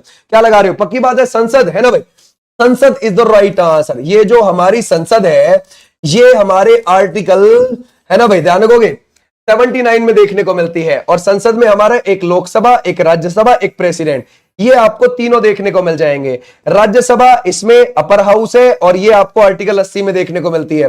लोकसभा इसमें लोअर हाउस है, ये आर्टिकल 81 में देखने को मिलती है। और जो प्रेसिडेंट है इसका वर्णन हम सबसे पहले 52 आर्टिकल में देखते हैं। बोलता है भारत में रक्षा बलों के सर्वोच्च कमांडर कौन होते हैं? जरा बताओ, भारत में रक्षा बलों के सर्वोच्च कमांडर, प्रधानमंत्री, रक्षा प्रमुख, या फिर आप लगाओगे इसमें से राष्ट्रपति या फिर रक्षा मंत्री है, वो कौन हो जाएंगे? शाबाश, बहुत अच्छे, कर सकते हैं भाई। रक्षा बलों के सर्वोच्च कमांडर, पक्की बात है, president is the right answer. ठीक है भाई, president is the right answer. बोलता है भारत के राष्ट्राध्यक्ष और सर्वोच्च औपचारिक प्राधिकारी कौन होते हैं? भारत का राष्ट्र का अध्यक्ष कौन होता है? जरा बताओ, क्या लगाओगे? राष्ट्रपति या उपराष्ट्रपति, प्रधानमंत्री या फिर संसद है? देखो अभी हमने देखा था 52 में ये लिखा हुआ है कि भारत का एक प्रेसिडेंट होगा, राष्ट्रपति होगा। और 53 में क्या बोला हुआ है? केंद्र की कार्यपालिका का हेड होगा वो, केंद्र की कार्यपालिका का वो क्या होगा? हेड होगा, अध्यक्ष होगा। यानी कि 54 में क्या बोला गया है? निर्वाचन के बारे में बोला गया, उसके चुनाव के बारे में है। 55 में है उसके निर्वाचन की रीति के बारे में, चुनाव की रीति, चुनाव का तरीका क्या होगा। 56 में है उसके पदावधि के बारे में, वो 5 साल गद्दी पर बैठता है। ठीक है भाई, ध्यान रखोगे पदावधि के बारे में। और 57 में है पुनर्निर्वाचन के बारे में आपको देखने को मिल जाएगा, फिर से वो चुन के आ सकता है, कोई लिमिट नहीं है। 58 में है उसकी योग्यता के बारे में, 59 में है उसकी शर्तों के बारे में। ठीक है भाई, शर्तें। और 60 में है उसकी शपथ के बारे में। किसके बारे में? शपथ। और 61 में आपको महाभियोग देखने को मिलेगा, उसे हटाने की प्रक्रिया देखने को मिलेगी। ठीक है भाई, तो हमारा राइट आंसर वो कौन सा हो जाएगा इसमें से? President is the right answer. आ जाओ नेक्स्ट पर। बोलता है निम्नलिखित में से कौन सा संघ की कार्यकारिणी का हिस्सा नहीं है? देखो हमारी 52 से लेकर 78 के बीच में है ना, केंद्र की कार्यपालिका आपको देखने को मिल जाती है, जिसका हेड कौन होता है? राष्ट्रपति भाई। अब इस कार्यपालिका में कौन शामिल नहीं है ये बताइए, संघ की कार्यपालिका में कौन हिस्सा नहीं है? ठीक है भाई, जरा बताओ क्या लगाओगे? क्या हम अपने सुप्रीम कोर्ट लगा सकते हैं यहाँ पर, है ना? क्या लगा रहे हो भाई? प्रधानमंत्री नहीं है? अच्छा ऐसी बात है, कौन है ये भाई? एक तो कह रहा मंत्री परिषद नहीं है, खोखली राजनीति चल रही है हमारे यहाँ भाई। हमारे यहाँ पे सर्वोच्च न्यायालय नहीं है, सुप्रीम कोर्ट नहीं है। ठीक है भाई, ध्यान रखोगे, सुप्रीम कोर्ट नहीं है। सुप्रीम कोर्ट 124 से लेकर 147 के बीच में आपको देखने को मिल जाएगा, इस आर्टिकल में देखने को मिल जाएगा। ठीक है, तो इसको आप हटा दोगे यहां से। क्लियर है? शाबाश, बहुत अच्छे। आ जाओ नेक्स्ट पर। बोलता है भारतीय संविधान के कौन से अनुच्छेद संघ की कार्यपालिका से संबंधित है? जरा बताओ क्या लगाओगे? कौन सा लगाओगे? केंद्र की कार्यपालिका से संबंधित है ना, या फिर संघ की कार्यपालिका से, संघ की कार्यपालिका से संबंधित, या फिर आप बोलोगे केंद्र की कार्यपालिका? केंद्र की कार्यपालिका अभी देखा था जस्ट हमने यहां, है ना भाई? जरा बताओ। शाबाश, बहुत अच्छे। ये कौन सा हो जाएगा इसमें से? 52 से 78 is the right answer. Clear हो जाएगा? शाबाश, बहुत अच्छे। 52 से 78 वाले बच्चे, क्या बात है। बोलते हैं भारतीय संविधान के किस अनुच्छेद में यह कहा गया है कि भारत का एक राष्ट्रपति होगा? ये कौन से में बोला गया है? छोटी सी बात किस में बोली गई है? जरा बताओ। क्या 58 में बोली गई है, 55 में, 54 में, 52 में? ये किस में बोली गई है? जरा सोचो तो सर। 54 में नहीं भाई, 52 में ही बोली गई है ना? 52 इज राइट आंसर। ठीक है भाई, 52 में बोली गई। शाबाश। बोलता है भारत के राष्ट्रपति के चुनाव तथा उसका तरीका द्वारा संशोधित किया जा सकता है। जरा बताओ किसके द्वारा संशोधित किया जा सकता है? जरा बताओ क्या लगाओगे इसमें से? अगर हम देखें भारत के साधारण बहुमत, या फिर आप लगाओगे संसद के विशेष बहुमत, या फिर संसद के विशेष बहुमत और राज्यों की सहमति, या फिर आप लगाओगे कोई भी विकल्प नहीं है। ये कौन सा नहीं है? जरा बताओ। पक्की बात है? डी कौन लगा रहा है? कह रहा कोई भी विकल्प नहीं है। अरे क्या बात है, इतनी देर से हम ही पढ़ रहे थे फिर, है जब कोई है ही नहीं तो फिर हमने ये विकल्प क्यों धरे हैं? बस एक डी रख देते, कोई नहीं है इसमें से, कैसे काम चलेगा? ये नहीं है, ध्यान रखोगे, ये वाला है ये। ठीक है, ध्यान रखोगे। भारत के राष्ट्रपति के चुनाव तथा उसका तरीका किसके द्वारा संशोधित किया जा सकता है? संसद की विशेष बहुमत और राज्यों की सहमति के द्वारा। ठीक है भाई, क्लियर हो जाएगा? ऐसे आप ध्यान रखोगे। यानी कि अगर हमें राष्ट्रपति के चुनाव के तरीके में कुछ भी बदलाव करना है तो इसके जरिए हम कर सकते हैं। संसद में विशेष बहुमत होना चाहिए और राज्यों की सहमति होना चाहिए, हम कर देंगे। ठीक है भाई, क्लियर हो जाएगा? आ जाओ नेक्स्ट पर। बोलता है भारतीय संविधान के निम्नलिखित में से कौन सा अनुच्छेद भारत के राष्ट्रपति के चुनाव से संबंधित है? जरा बताओ क्या लगाओगे इसमें से? शाबाश, बहुत अच्छे। चुनाव से संबंधित है यानी कि उसके, ओके सर। अभी हमने देखा था जो उसका चुनाव है वो आर्टिकल 54 में है, और जो चुनाव का तरीका है चुनाव का तरीका है वो आपको 55 में देखने को मिलेगा। तो हमारा राइट आंसर कौन सा हो जाएगा? 54। राष्ट्रपति के चुनाव में भाग नहीं लेता है, जरा बताओ क्या लगाओगे, कौन सा भाग नहीं लेता है? ठीक है भाई, अगर हम देखें लोकसभा के निर्वाचित सदस्य, या फिर संसद का मनोनीत सदस्य, या फिर राज्यसभा के निर्वाचित सदस्य, या फिर राज्य विधानसभा के निर्वाचित सदस्य, जरा बताओ क्या लगाओगे? क्या लगा रहे थे, हिसाब लगा रहे थे उसमें? बड़े ध्यान से लग रहे होंगे यार, मैच कौन सा कर रहा है इसमें से? मैच कोई सा नहीं कर रहा था। ठीक है, जरा बताओ इसमें से क्या है? तो पहली बार पढ़ते ही समझ में आ गया था कि उसका कोई सा मैच नहीं कर रहा है। चलो बताओ इसमें से कौन नहीं लेता है इसमें हिस्सा? लोकसभा के निर्वाचित सदस्य हिस्सा लेते हैं, राज्यसभा के निर्वाचित सदस्य हिस्सा लेते हैं, राज्यों की विधानसभाओं के निर्वाचित सदस्य हिस्सा लेते हैं, लेकिन मनोनीत नहीं। ठीक है भाई, आ जाओ नेक्स्ट पर।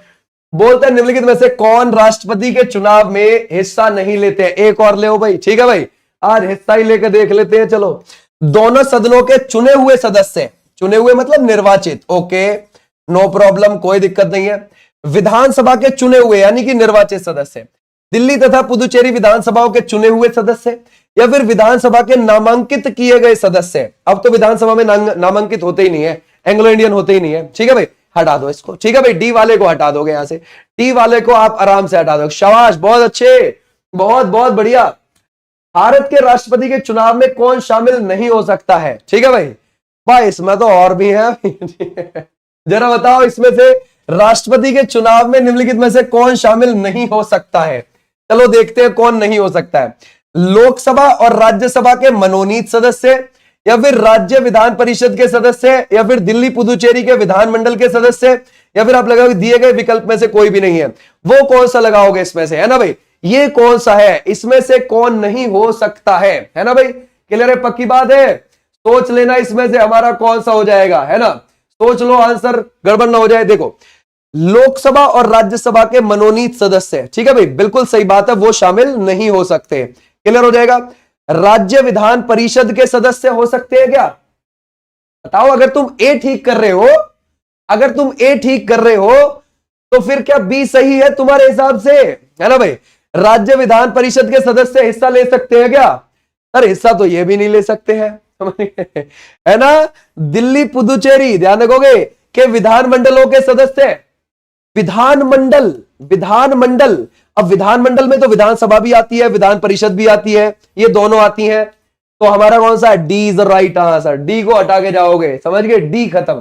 ठीक है, एक बच्चा कह रहा ए और बी बोथ, बोथ नहीं, डी, डी आ रहा है ऑप्शन हमारा, खत्म मामला। बोलता है भारतीय संविधान में राष्ट्रपति के चुनाव की प्रणाली किस देश से ली गई है? जरा बताओ क्या लगाओगे इसमें से? बोलता है ब्रिटेन है, या फिर आप लगाओगे संयुक्त राज्य अमेरिका है, या फिर आप लगाओगे आयरलैंड है, या फिर आप लगाओगे ऑस्ट्रेलिया है। ये कौन सा हो जाएगा? शाबाश, बहुत अच्छे। चुनाव की जो प्रणाली है वो हमने आयरलैंड से ली है। कहां से ली है? आयरलैंड से। आ जाओ नेक्स्ट पर। बोलता है भारत के राष्ट्रपति का निम्नलिखित में से कौन सा अनुच्छेद राष्ट्रपति के चुनाव की प्रणाली से संबंधित है? उसके चुनाव की रीति से संबंधित है। चुनाव कितने में है? 54 में है ना? 54 में, 54 में आपको देखने को मिल जाएगा उसका चुनाव, लेकिन जो चुनाव की प्रणाली है वो 55 में है। जो उसकी प्रणाली है वो किस में है? 55 में। हमारा राइट आंसर 55। ठीक है भाई, बहुत अच्छे आंसर है, शाबाश, बहुत बढ़िया। बोलते हैं भारत के राष्ट्रपति को किस प्रकार चुना जाता है? देखो, अगर पेपर में पॉलिटी से सीधा सीधा क्वेश्चन आता है तो ऐसा दिल्ली पुलिस में नहीं आता, सीधा सीधा घुमा के आता है, थोड़ा सा बड़ा क्वेश्चन आता है। और अब हमने सारे तरीके कर लिए, अब कैसा ही पढ़े हमारे पेपर में। ठीक है भाई, बोलता है भारत के राष्ट्रपति को किस प्रकार चुना जाता है? जरा बताओ कैसे? सर वो जनता के द्वारा, एकल हस्तांतरणीय वोट के द्वारा, है ना, द्वितीय निर्वाचन प्रणाली के द्वारा, या फिर आप लगाओगे सभी विकल्प सही हैं। Only B. राष्ट्रपति के चुनाव में उत्पन्न सभी संदेहों और विवादों की जांच करने और निर्णय लेने का अधिकार किसको प्राप्त आपको लगता है? जरा बताओ किसको लगता है? क्या दिल्ली के हाईकोर्ट को लगता है, या फिर आप लगाओगे राज्यसभा के सभापति को है, या फिर लोकपाल को है, या फिर सुप्रीम कोर्ट को है? जरा बताओ, अगर कोई भी घपला हुआ प्रेसिडेंट के चुनाव में कौन संज्ञान लेगा, कौन चेक करेगा उसको? जरा बताइए। शाबाश, बहुत अच्छे, पक्की बात है, बहुत बहुत बढ़िया आंसर है ना भाई, बहुत बहुत बढ़िया। सुप्रीम कोर्ट संज्ञान लेता है इसमें, बहुत अच्छे। आ जाओ भी नेक्स्ट पर। बोलते हैं आप ध्यान से सुनेंगे भाई, ठीक है, फिर इसको ध्यान से देखेंगे। ओके, भारत के राष्ट्रपति के चुनाव के संदर्भ में निम्नलिखित में से कौन सा कथन सही नहीं है? कौन सा कथन एक सही नहीं है? ठीक है भाई, क्लियर हो जाएगा। ओके, राष्ट्रपति का चुनाव 5 वर्ष की अवधि के लिए किया जाता है। ओके। चुनाव अनुपातिक प्रतिनिधित्व के सिद्धांत के अनुसार होता है, या फिर राष्ट्रपति के चुनाव के संबंध में सभी शंकाओं और विवादों की जांच और निर्णय सर्वोच्च न्यायालय और उच्च न्यायालय दोनों द्वारा किया जा सकता है, या फिर वह निर्वाचित एमएलएज और एमपीज द्वारा अप्रत्यक्ष रूप से चुना जाता है। कोई एक सही नहीं है। एक जरा बताओ क्या लगाओगे, है ना? पक्की बात है, सोच लेना। बहुत बढ़िया, है ना? एक बच्चे ने लिखा है बाबा यागा करके, कोई बच्चा है। बच्चे बहुत बढ़िया आंसर कर रहे हो, शाबाश भाई, है ना? एनटीपीसी लवर बहुत अच्छे। सी इज द राइट आंसर, है ना? सी है। ओनली सुप्रीम कोर्ट ही तो देखोगे, ठीक है भाई? अभी हमने इस वाले क्वेश्चन में पढ़ा है ना कि सुप्रीम कोर्ट के द्वारा ही चेकिंग होगी, कोई भी दिक्कत हुई है तो सीधा बात है भाई, वहां सुप्रीम कोर्ट के साथ साथ लगा हुआ है हाई कोर्ट भी, तो हाई कोर्ट क्यों करेगा भाई? ठीक है भाई, हाई कोर्ट नहीं करेगा, याद रखना, सिर्फ सुप्रीम कोर्ट करेगा। ये वाले बच्चे बिल्कुल ठीक है, क्लियर हो जाएगा। आ जाओ नेक्स्ट पर। भारत के संविधान के अनुसार भारत के राष्ट्रपति अपना पद ग्रहण करने की तिथि से की अवधि तक के लिए पद धारण करते हैं। जरा बताओ कितनी? 3, 5, 4 या फिर 6? जिस दिन उन्होंने ऑफिस में जाना शुरू कर दिया उस दिन से उनके डे काउंट शुरू हो जाते हैं, है ना? दिन गिनने शुरू हो जाते हैं। क्या वो ठीक 5 साल पे हट जाते हैं? अगर ठीक 5 साल के ही बाद अगला प्रेसिडेंट ऑफिस में आ गया तो हट जाएंगे, और अगर अगले प्रेसिडेंट को अगर 3-4 दिन डिले भी हो गया तो बैठे रहेंगे, ठीक है भाई? तो ऐसे आप ध्यान रखोगे। तो हमारा राइट आंसर कौन सा हो जाएगा यहाँ पे? 5 इज राइट आंसर। क्लियर है, शाबाश, बहुत अच्छे। आ जाओ भाई नेक्स्ट पर। बोलता है, अब आते हैं भैया दूसरे वाले, ठीक है भाई? अब है संगीत और नृत्य से क्वेश्चन। अब टॉपिक चेंज होता है। प्रेसिडेंट तुम्हारी खोपड़ी में अच्छे से बैठ गया होगा, अब तो नहीं निकलेगा, ठीक है भाई? चलो, अगर हम देखें सोनल मानसिंह किस रचनात्मक कला में प्रतिष्ठित हैं? जरा बताओ क्या लगाओगे इसमें से? शाबाश, बहुत अच्छे। क्या है इनका संबंध? किससे है इनका संबंध? क्या नृत्य से लगा सकते हैं? 1992 में इनको क्या मिला है? इनको मिला है पद्मा भूषण। 2003 में क्या मिला है? पद्मा विभूषण। किस किस से संबंधित है?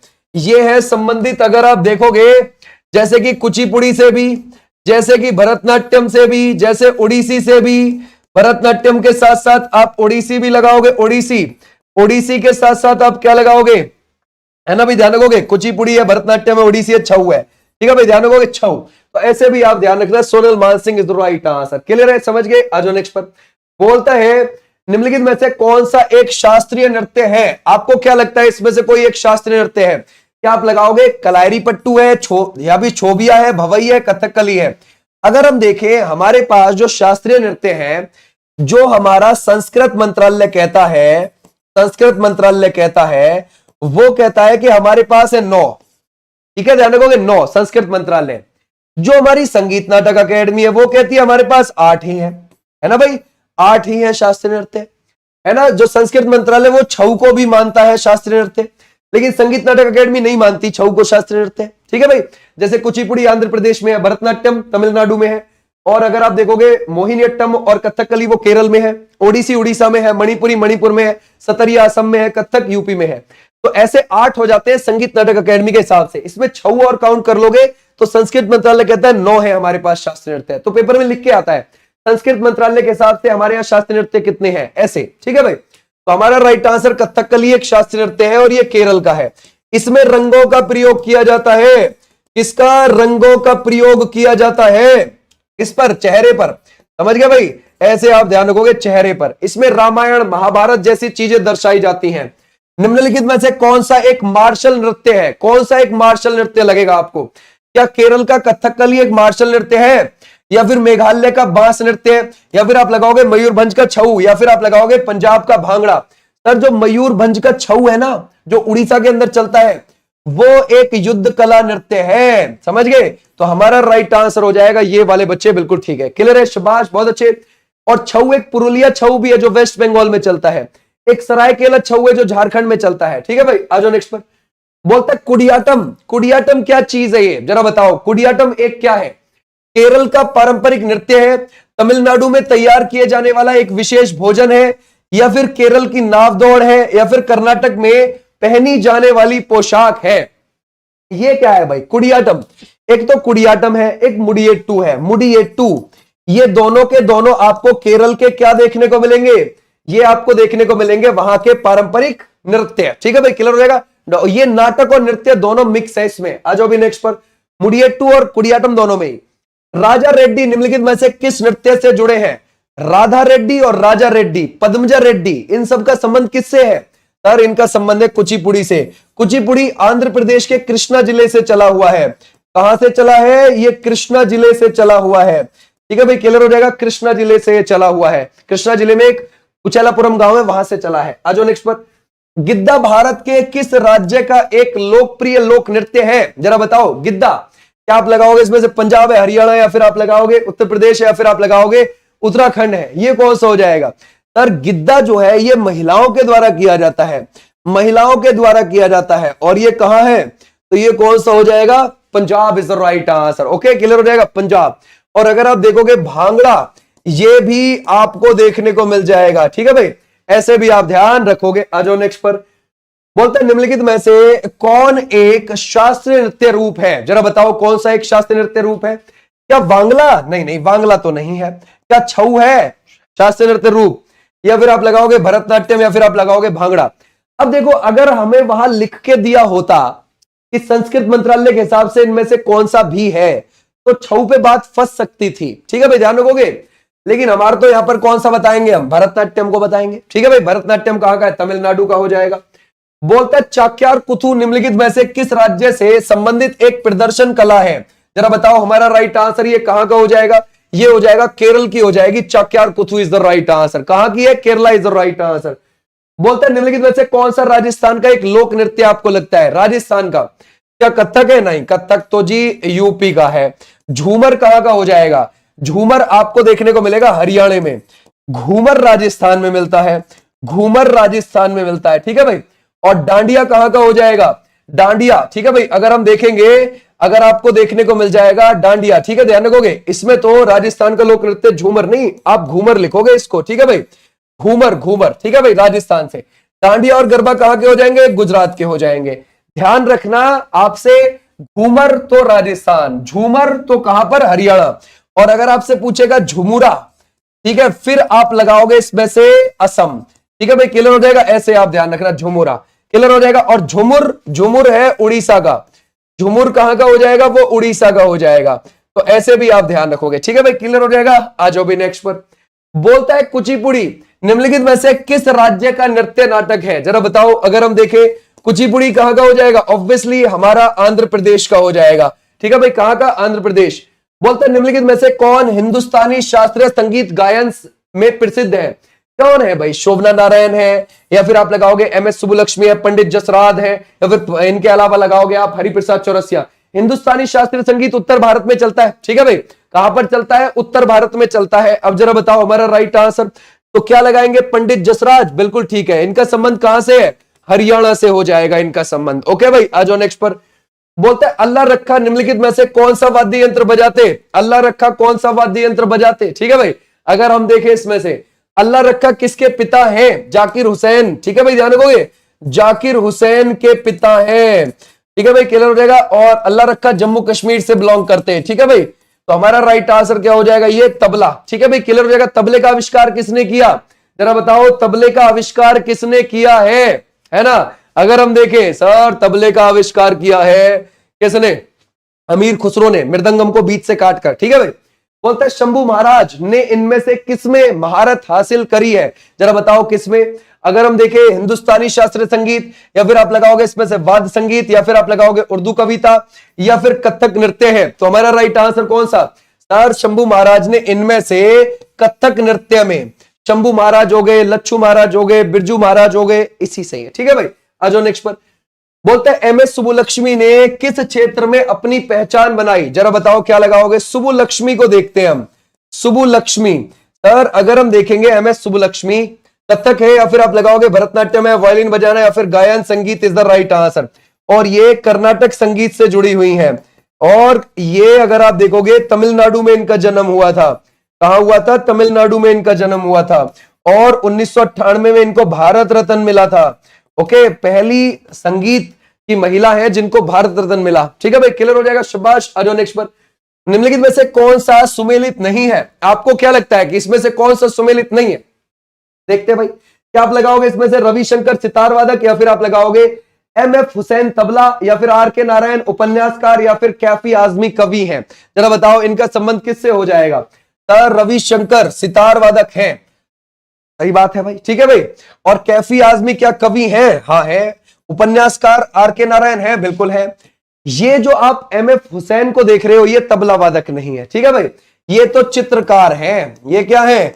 ये तो एक चित्रकार है। तो ऐसे आप ध्यान रखोगे। क्लियर है, शाबाश, बहुत अच्छे।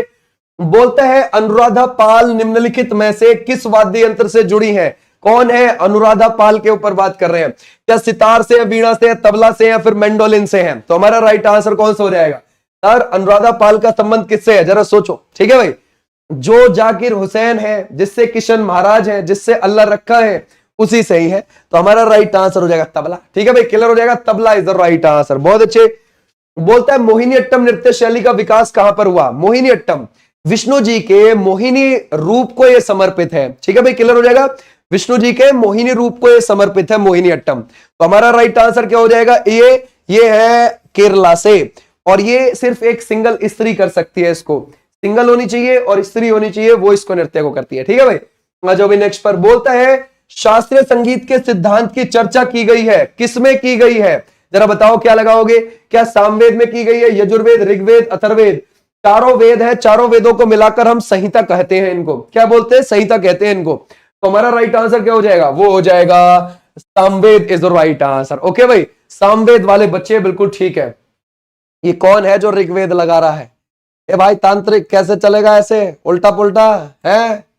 बोलते हैं रुक्मणी देवी अरुंडेल निम्नलिखित में से किस शास्त्रीय नृत्य शैली से जुड़ी है? कौन है? रुक्मणी देवी अरुंडेल है। भरतनाट्यम है या फिर आप लगाओगे ओडिसी है या फिर आप लगाओगे कुचिपुड़ी या फिर कथक? ये कौन सा है? शाबाश, बहुत अच्छे, कर सकते हैं। वो कौन सा है? रुक्मणी देवी अरुंडेल, भरतनाट्यम, है ना। 1956 में क्या मिला? वो मिला है पद्मा भूषण, ठीक है भाई, क्लियर हो जाएगा। इसमें से पद्मा भूषण, ऐसे भी आप ध्यान रखोगे। शाबाश, बहुत अच्छे।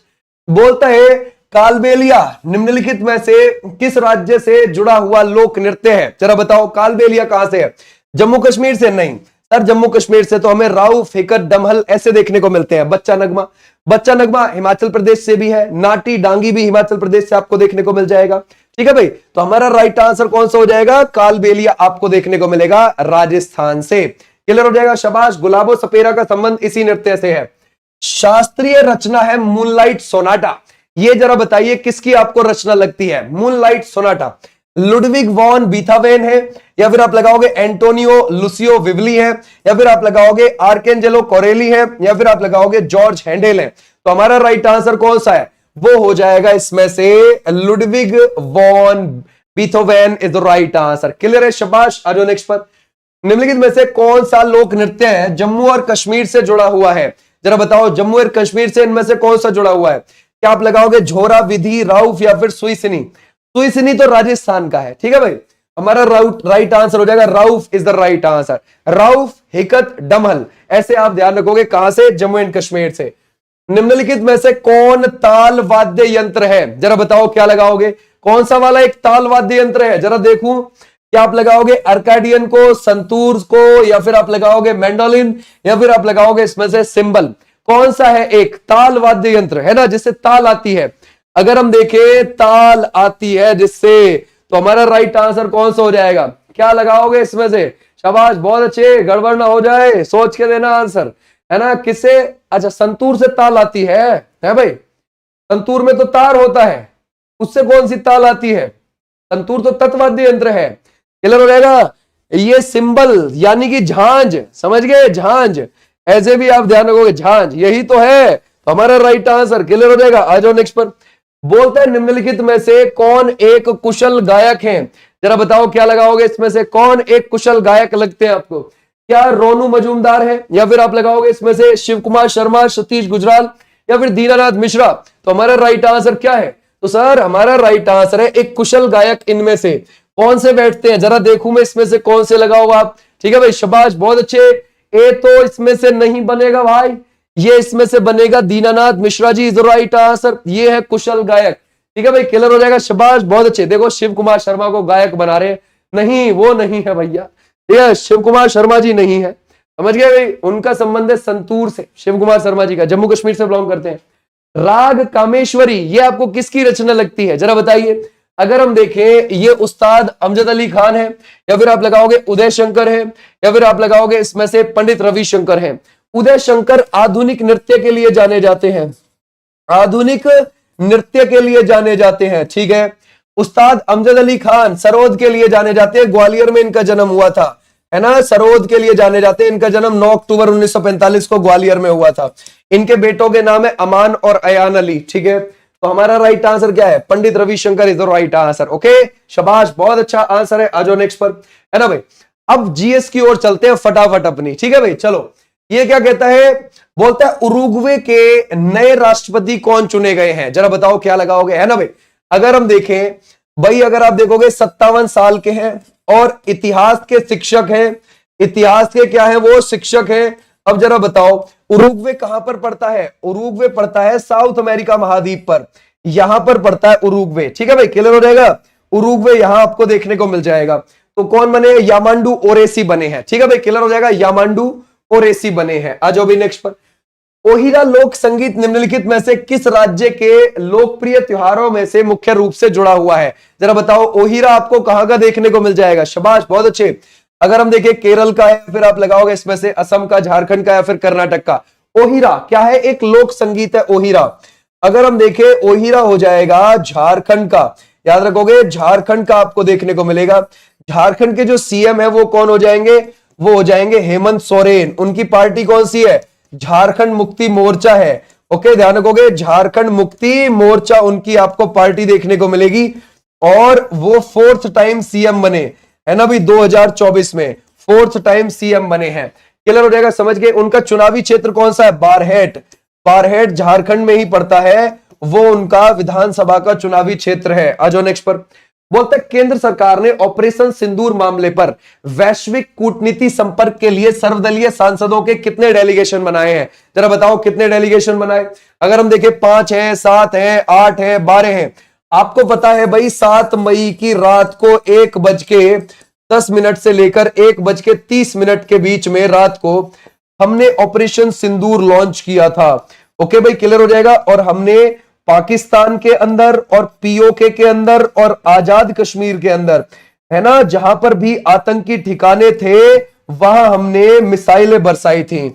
और उसमें ब्रह्मोस का यूज किया गया था और बराक 8 मिसाइल का यूज किया गया था। राइट बात है, क्लियर हो जाएगा। तो अब क्या हुआ कि उसके बाद पाकिस्तान ने यह कहना शुरू कर दिया कि हमारे तो सिविलियंस पर हमला किया गया है, आतंकी ठिकानों पर नहीं, हमारे 79 लोगों को मारा गया है, ऐसे बोला गया। तो इंडिया ने फिर इसी चीज को वर्ल्ड लेवल पर पहुंचाने के लिए कि हमने आतंकी ठिकाने उड़ाए हैं, उसके लिए हमने 7 डेलीगेशन बनाए जो यूनाइटेड नेशन के सदस्य देश हैं, वहां पर गए और अपनी बात रखी। ठीक है, कि हमने जी देखो ये काम किया है, पाकिस्तान झूठ बोल रहा है। ठीक है भाई, आ जाओ नेक्स्ट पर। बोलता है निम्नलिखित में से किस राज्य में बारिश के त्योहार के दौरान, है ना, सारिया नृत्य के साथ पाई गीत गाए जाते हैं, जरा बताओ। बारिश के दौरान है, अगर हम देखें कौन सा है, सारिया नृत्य, क्लियर हो जाएगा, सारिया नृत्य। और कौन सा, पाई गीत। अब जरा बताओ इसमें से कौन सा हो जाएगा, ये हो जाएगा इसमें से मध्य प्रदेश है, सिक्किम है, त्रिपुरा है, या फिर आप लगाओगे उत्तर प्रदेश है। ये कौन सा एक राइट हो जाएगा, शाबाश, कर सकते हैं, मध्य प्रदेश का ही है, शाबाश, Madhya Pradesh is the right answer. Okay, Madhya Pradesh is the right answer. Okay, monsoon के, जब मानसून आ रहा होता है ना, तो उसके आगमन की खुशी में ही, क्योंकि उस दौरान फसल की बुवाई हो रही होती है। ठीक है भाई, क्लियर हो जाएगा। मॉनसून के आगमन की खुशी में, मॉनसून के आगमन की खुशी में होता है। ठीक है भाई, क्लियर हो जाएगा, आगमन की खुशी में, क्लियर हो जाएगा, समझ गए, क्योंकि उस समय फसल बुवाई होती है, फसल बुवाई होती है। आप लोगों को पता है उस समय पर खरीफ की फसल बोई जाती है। निम्नलिखित में से कौन सी नदी दक्कन नदी तंत्र का भाग नहीं है, जरा बताओ कौन सी नहीं है दक्कन नदी तंत्र का हिस्सा। दक्कन का पठार ये है 8 राज्यों में फैला हुआ है, 8 राज्यों में फैला हुआ है।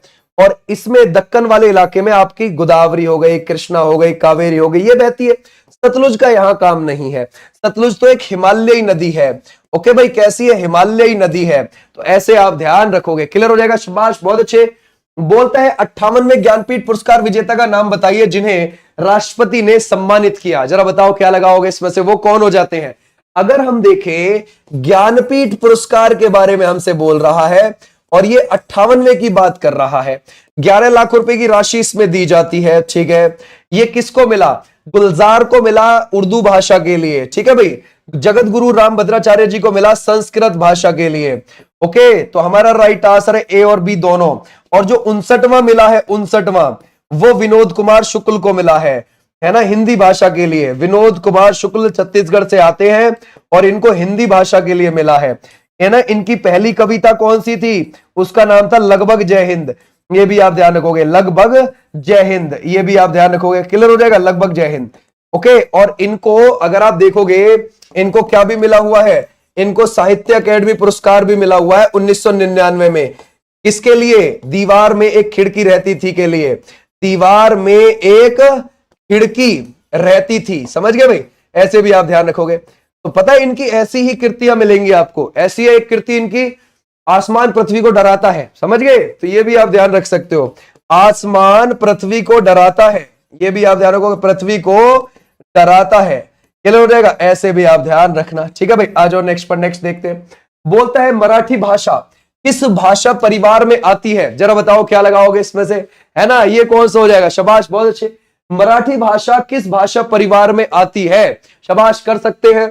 क्या ये चीनी भारतीय में आती है, ऑस्ट्रो में आती है, इंडो आर्यन में आती है, ऑस्ट्रिक में आती है? ये किस में आती है? शाबाश, बहुत अच्छे।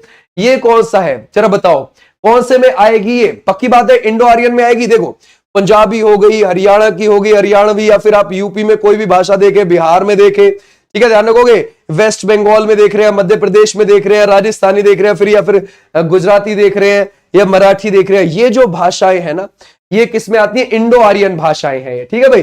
तो हमारा राइट आंसर हो जाएगा इंडो आर्यन भाषाएं। दक्षिण भारत में आपको द्रविड़ भाषाएं देखने को मिलती हैं 70, क्लियर है, क्लियर हो जाएगा। तो हमारा राइट आंसर हो जाएगा ये वाले बच्चे, बिल्कुल ठीक। आ जाओ नेक्स्ट पर। निम्नलिखित में से किस विटामिन की कमी से रतौंधी के लिए जिम्मेदार माना जाता है? कौन से विटामिन को माना जाता है रतौंधी?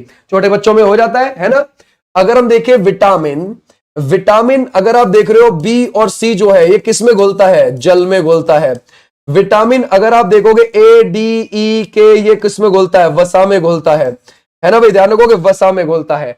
अब जरा बताओ हमारा राइट आंसर कौन सा है? सर विटामिन ए जो आप देख रहे हैं ना, इसका रासायनिक नाम है रेटिनॉल, ठीक है भाई, क्लियर हो जाएगा। और इसकी कमी से क्या हो जाता है? रतौंधी हो जाता है। तो ऐसे आप ध्यान रखोगे, क्लियर है, शाबाश, बहुत अच्छे। आ जाओ नेक्स्ट पर। बोलता है भारतीय पुरातत्विक सर्वेक्षण विभाग, ये किसके अंतर्गत आता है? जरा बताओ क्या लगाओगे? अगर हम देखें जनजातीय विकास मंत्रालय, या फिर गृह मंत्रालय, या फिर पर्यटन मंत्रालय, या फिर संस्कृत मंत्रालय है, ये कौन सा हो जाएगा? शाबाश, बहुत अच्छे। अगर हम देखें इसकी कब स्थापना की गई है? 1861 में इसकी स्थापना की गई है, ठीक है भाई, क्लियर हो जाएगा। 1861 में इसकी स्थापना की गई है। किसने करी है? ये करी है अलेक्जेंडर कनिंघम ने, है ना भाई, ध्यान रखोगे, अलेक्जेंडर कनिंघम ने करी है, ये बात ध्यान रखोगे, अलेक्जेंडर कनिंघम ने, ठीक है भाई, क्लियर हो जाएगा। लेकिन आज इसका हेडक्वार्टर कहां है? दिल्ली के अंदर आपको देखने को मिलता है।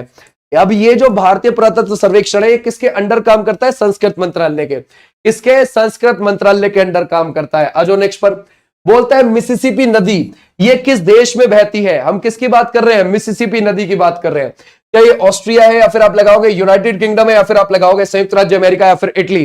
देखो ऐसा है, ये है हमारा उत्तरी अमेरिका महाद्वीप। ये क्या है? उत्तरी अमेरिका महाद्वीप है। और इसमें आपको यहां पर ये देखने को मिलेगा कनाडा, और ये मिलेगा यूएसए, और ये मिलेगा यहां पर यूएसए का ही हिस्सा अलास्का, और ये आपको मिलेगा यहां पर मैक्सिको। ये छोटे मोटे देश है। इसमें आपको 23 देश इस महाद्वीप पर मिलते हैं। यहां पर इटास्का झील है अमेरिका में, और इस झील से मिसिसिपी नदी निकलती है और यहां पर आकर मैक्सिको की खाड़ी में गिर जाती है। और इसकी सहायक नदी है मैसौरी, जो रॉकी पर्वत से आ रही होती है और आके सेंट लुइस शहर में इससे मिल जाती है। तो हमारा राइट आंसर क्या हो जाएगा? ये पूरे अमेरिका महाद्वीप, मतलब उत्तरी अमेरिका महाद्वीप और अमेरिका देश, ये इनमें लंबी है। याद रखोगे, अगर आपसे पूछे यूएसए की सबसे लंबी नदी मिसिसिपी, पूरे महाद्वीप की सबसे लंबी नदी मिसिसिपी, ठीक है भाई। आ जाओ नेक्स्ट पर। बोलता है जैता किस राज्य का प्रमुख नृत्य है? जरा बताओ क्या लगाओगे? जैता के बारे में देख रहे हैं हम, शाबाश, बहुत अच्छे। जो जैता है, जैता, इसके बारे में जरा बताओ, क्या ये कर्नाटक, राजस्थान, मध्य प्रदेश, या फिर आप लगाओगे उत्तर प्रदेश?